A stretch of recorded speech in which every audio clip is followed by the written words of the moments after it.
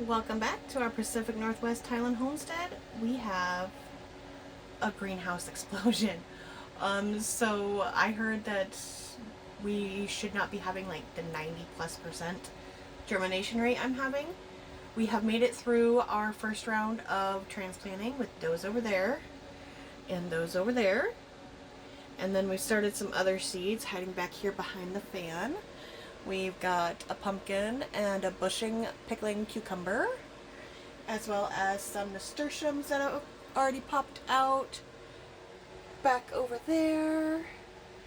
We've got those are our cherry tomatoes back there by the tilted one. And then up here we got more Big Daddy hybrids. Up here we have a mixture of Romas, cherries, and Big Daddy hybrids that have all been transplanted to 3 and 4 inch pots. They'll supposedly, from what Google says, be another 3 weeks in here, but I don't know. Some of them are getting very tall for their containers, so they might go into the 1-gallon containers already. And I'm going to pause here so we can get closer looks at what's down below. Okay, so a little bit of a closer look at everything. These are 4 of our Big Daddies, the last 4 that needed transplanted. Those are the last 4 of our cherries that needed transplanted. We've got our pumpkin there, cucumber there. All the way up over here we have this back row is San Marzanos. That front row is just regular bell peppers, and I don't know if you can see it there.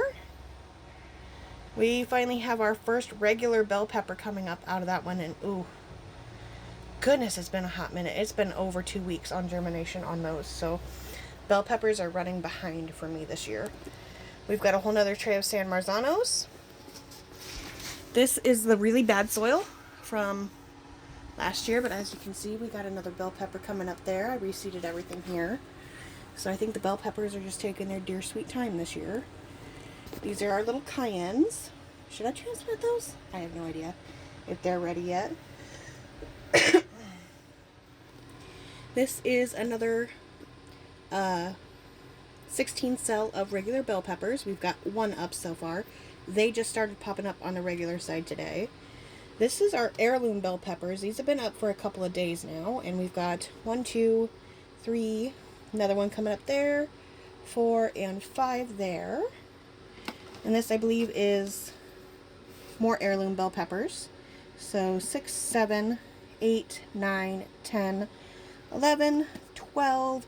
If the ones that are having a hard time shedding their seed husks or hulls or whatever they're called, make it.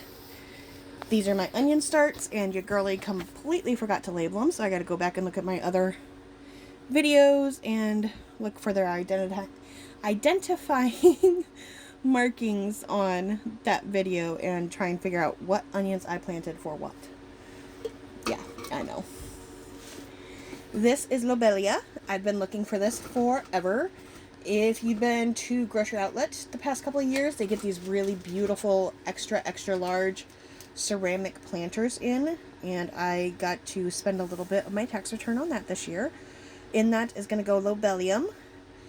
The beautiful black nasturtiums are also going to go in there. Those are going to be the ground cover for my Chicago Hardy Fig that is going to go in there. So definitely did not have any chamomile come up, so that wasn't chamomile. It was a weed of some sort.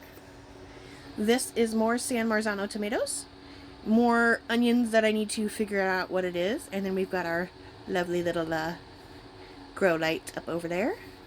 And then all these got planted, but none of them are due to start coming up until the earliest on Saturday. The zinnia might be the earliest one up on Saturday. They are good and moist. So we shall see what comes. I have black turtle beans all the way there in the back, Shasta daisies, lavender, true lavender, delphinium, echinacea, zinnia, lupine, and hollyhock, a black variety of hollyhock. Yes, I love my black flowers. I do. My little gothic heart. Even though I like my colors. I don't know. I'm kind of like, I always say, I'm a mutt. So, I like my black, but I like my colorfulness as well. But that is the greenhouse so far. It has exploded in here. And then the majority of my herbs from last year came back. So my purple sage is still, she's struggle busting, but she's down there. And a lot of it is because this soil is such crap that I had last year. I'm not going to name the business that it came from. I'm just going to say I will never, ever, ever recommend anyone get dirt from them myself. I have spent more on amendments trying to fix this soil, and one planter can get spread into like 10 with how bad the soil is and the amendments it needs. I have an example of it. Where do I have? Besides this, this is the crappy soil I was talking to you about. So it looks really, really wet, right? Not so much. Barely dry.